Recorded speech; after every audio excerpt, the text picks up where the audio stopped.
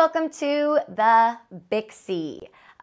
Basically, it is equal parts bob and equal parts pixie. And it's a beautiful grow out as well. And it's something that I developed for people who might not want to go full pixie, but also feel like they need a little more than a bob and want some serious movement, serious texture.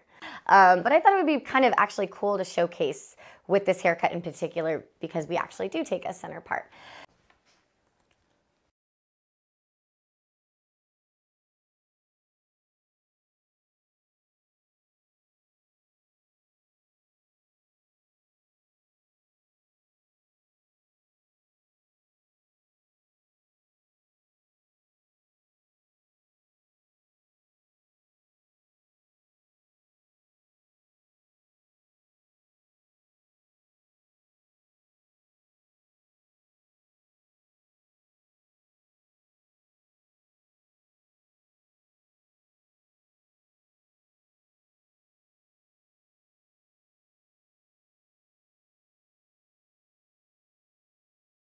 So typically I like to start where I feel like the hair is kind of the most extreme or where we're building most of our foundation on. So I am going to go in and use my razor. You can use the scissors for this, just depending on what you want to see. If you want to make it a little bit more feminine and with a little bit longer lengths, or if you want to make it more cropped and more French bob-like, completely up to you. I'm not doing really pie shapes. I'm actually just going to work them vertically and kind of create more of a rounded shape, just like you would in a pixie haircut. So now what I do is, as I'm traveling this direction, I'm using just this little tip of the blade here. So if I'm here and I'm using this part of the razor, that means most of the razor is away from her neck. If I'm using the back of the blade and I'm cutting forward, then it means more of the razor is closer to her. So just take that into consideration as you're establishing the lengths of this top portion, that they might not stay there, but they're great to use as a guide for your layers. And just coming in, and now I'm gonna create some kind of bigger V's with my sections, depending on kind of like, give yourself something cool that for whatever the hair remains and that you leave, you have these cool textured bits that fall down. So I'm giving myself, you know, going from back to the forward, forward, back, back, forward, forward, back, and just carving in some really nice deep V's in this last section right here. So this is really important because otherwise it's just going to look like kind of a blunt bob through here. So adding these little like cute, flirty crown layers is really important. So depending on how short you want these, that's another thing that you can really adjust, like to suit your client's needs, but also really to suit your client's cowlick and what's going on in their crown. Now, when I'm working with the razor, I want to make sure that I'm really safe, safety first, because you are cutting towards your fingers when you do this motion. So you're actually going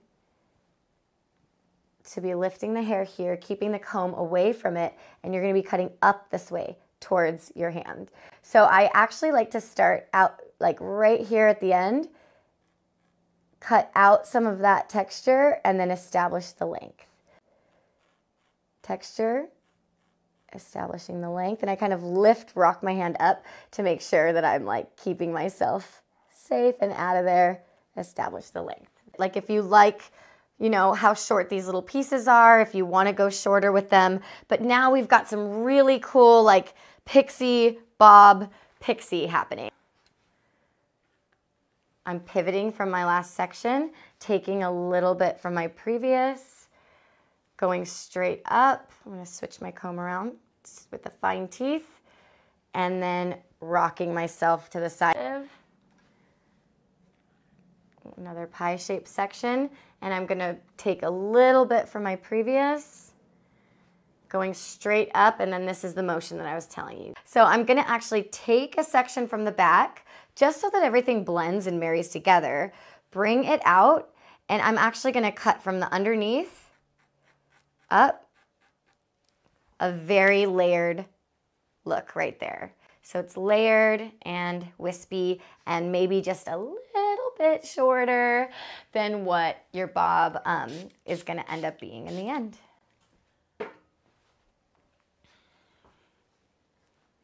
So now I have my guide that I just cut, bringing this straight out, working from the underneath, straight up. So I'm establishing length, but I'm also creating some nice little layers cut right there that you can see right there.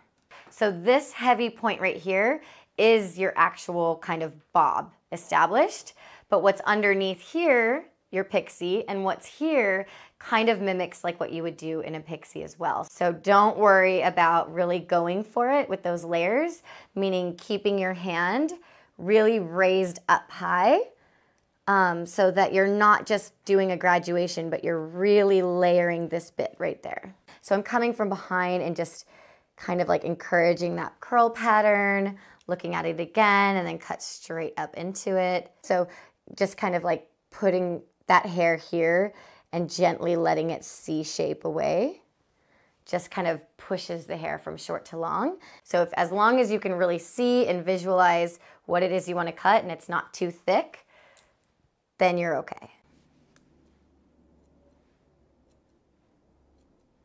You notice how I kind of like push it around, comb it, push it around, and then decide again, you know, if I need to strengthen any of those little triangles. And I just started training her bangs, putting them in her face a little bit more because I don't want them to dry crazy. Texture, establish lengths. Texture, establish lengths. And I'm not digging down further than halfway down the hairline or halfway down the hairs. So you can clearly see because it's pink. You'll see a little bit of that pink hair there helping guide me home. So this is really fun because I mean, you could literally already see exactly kind of what the vibe is. If it was more bob-like, you could even literally just have some disconnection and call it a day, right? There's so much that you can decide to do with this section, depending on what the vibe is you're going for. You can crop it off and make it more of just a French little bob feel to it, or go in for the full Bixie and create a fringe, right? So that she feels like it's kind of a little bit more of that pixie forward approach, right? Or forward kind of look. I'll turn her this way so you can see exactly. Elevating this straight up and going in for the cut.